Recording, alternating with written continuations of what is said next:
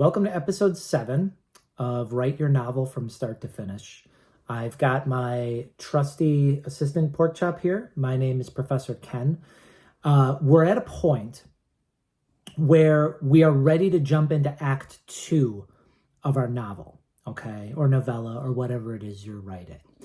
And this is probably the most dangerous part of your novel, because a lot of writers they make a lot of mistakes in this section, okay? So where we are story-wise is very important. If you think about what we've already accomplished so far, in Act 1, we basically got to the inciting incident, right? We followed this format. Once upon a time, there was so-and-so, and every day this person did this until one day this event happened, right? And so we've gotten to this inciting incident. And now what we need to do is we need to essentially have our character react to the antagonistic forces that are going to push back against the character's wants, okay? So think of your protagonist for a minute. Your protagonist has reached a point in their life where normalcy has been upended in some way, right? And so, for example, in my own mystery novel that I'm writing, my main character, Sam, his normal day-to-day life has changed dramatically because he saw he saw a murder video while he was working his job as a content moderator for a social network. He saw a murder video. And not only, he was used to that. That was like his normal day. He saw murder videos and all sorts of horrible things.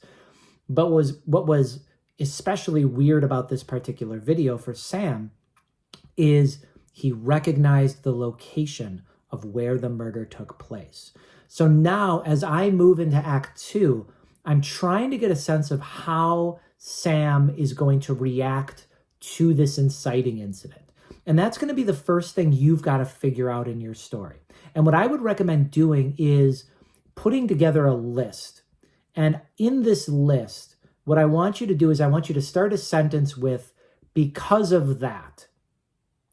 And think of your main character, your protagonist. How do they react to the inciting incident? Because of this inciting incident, what happens next? Okay. So for my own character, Sam, because of this inciting incident, because he saw a video where he recognized the location of the murder, he's going to drive to the location of that murder and see if he can find any evidence that the murder took place, okay? What you need to think about is how your character reacts to the inciting incident. What happens next, okay?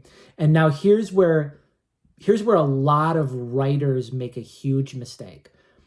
Once you get that far, you need to think about what happens next as the result of your character's decisions. So you should write another line in your notebook, and this line should be identical to the first. Because of that, what happens next? And because of that, what happens next? And because of that, what happens next? What you're doing here is you're getting your mind thinking about the plot, about the storyline, in a way that will prevent you from creating any unnecessary filler, okay? This is a mistake that a lot of beginning writers make. A lot of beginning writers become obsessed with this idea that, oh, well, I want my character to go to this restaurant next. And then once my character goes to the restaurant, I want my character to talk to one of their friends next. And they're not thinking about a sequence of events happening as the result of the previous event. Instead, they're just writing scenes that may not have any connection between them. And this is a hugely problematic thing in storytelling, because you want to create a set of interconnected events over a span of time, okay? So, for example, going back to my mystery novel that I'm writing, if Sam sees the murder video and recognizes the location, and because he recognizes the location, Sam goes and actually drives to where the murder took place, and he looks around to try and find any evidence. if he finds a piece of evidence and he decides to investigate further because of the evidence he found, and that leads him to something else, and because of that, he does X number of things, and because one of those events is important, he then goes somewhere else. Notice how everything I'm doing there as I'm sort of plotting out my story is I'm really trying to make sure everything is interconnected. I'm not creating any filler. I'm not creating any moments that would end up on the cutting room floor of a 90-minute movie, right? So that's one thing to think about. You want to use this key phrase, because of that, to always get in the mindset that everything that's happening, everything your protagonist is doing is a response to the previous event, okay? When we go into the next video I'm going to make, I'm going to talk to you about the 3 magic words of storytelling. And this isn't like this isn't a secret. It's available in a lot of different formats. Orson Welles used to talk about it a lot. I'm going to link to another video that's really good at describing it from a cinematic perspective. But thinking about how those interconnected events affect your character and affect the story is a great way to jump into Act 2. Okay. Another thing you should try to do as you're thinking about Act 2 is go back to we'll see if I can do this drawing here. Go back to the arrow diagram.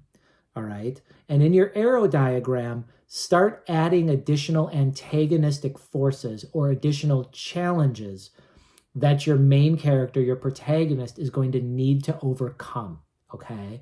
So remember when we were talking about the principle of antagonism in one of the other episodes, what we were talking about was this idea that your main character, your protagonist, will be defined by those forces of antagonism. That is what's going to make your character interesting. So the more antagonistic forces, the more challenges you can throw at your character, your protagonist, the more problems you can give them, the more uncomfortable you can make their life, the more interesting they'll be, and the more hooked your readers and your audience are going to be as well. You don't want your reader to feel comfortable too much. You want your reader to feel like this is a story that continually matters, okay?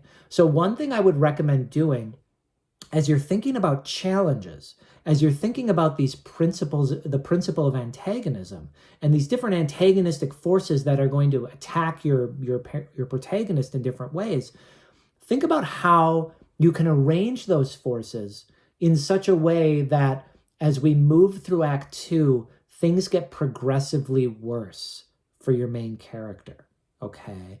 And what this does is it creates a very natural incentive for your main character to get to the end of the story.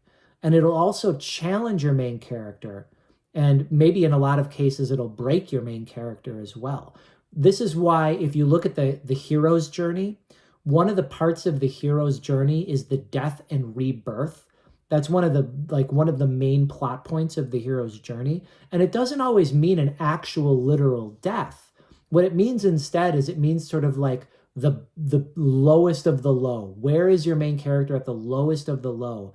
And then the rebirth is, of course, them overcoming that challenge, rising from the ashes, so to speak, so that they can continue on their quest and complete it, okay? So when we think about Act 2, what we're really focusing on is we're making sure that everything is related. Everything is interconnected. All of the events are happening as the result of something that happened before, okay? Another thing you might want to think about as you're working on Act 2 is if you're introducing new characters, just take a breath, take a pause, okay, and fill out a character questionnaire for your new characters, just so they feel very comfortable in your head, because you never know when one of those characters is going to play an outsized role in the story, because you might find that, oh my gosh, like I'm really starting to like writing this character. This character is awesome, and you want to add more of them. If they're not fully developed, you may like them, but your reader probably isn't going to like them as much. And so that can be another huge pitfall for a lot of beginning and even intermediate writers, is they start to ad-lib some parts of Act 2 without thinking about the greater context of everything, okay? So When we go into the next video, we're going to spend a little bit more time thinking about this idea that all of the events are interconnected. And we're also going to think about two other ways that we can make Act 2 more interesting and keep our reader hooked so that our reader continues reading to the end, even if you create an unlikable character, right? Or even if you create a character whose challenges are insurmountable and whose forces of antagonism are really pulling them in a lot of different directions. There's additional things we as writers can do to play with the story and make it even more interesting than what would be considered a traditional hero's journey. Okay, so look forward to that video coming soon. Make sure you take your time as you're plotting out Act 2, and always remember that your protagonist is going to be defined by the challenges you give them.